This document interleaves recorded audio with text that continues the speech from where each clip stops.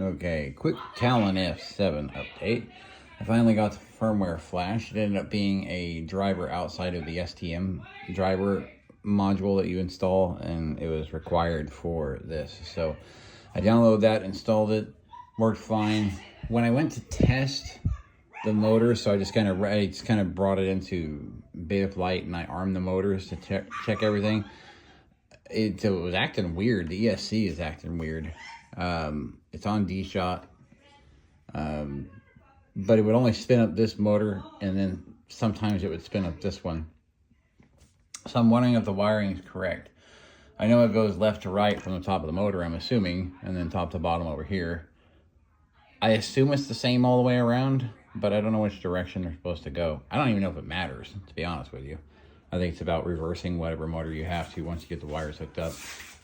But I did finally get it to update the firmware and then hook up to beta flight. So now all I have to do at this point is figure out what's up with that ESC and why it's doing what it's doing.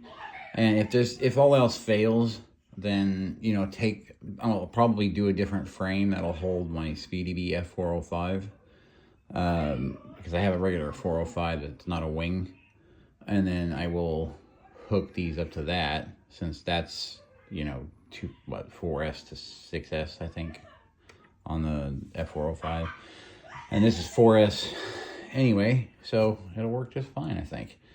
But I was trying to salvage this right here. It seems to work. The gyro works. All that other stuff works fine. It's just this ESC. So I'm wondering if maybe this is hooked up wrong, which I doubt it can be.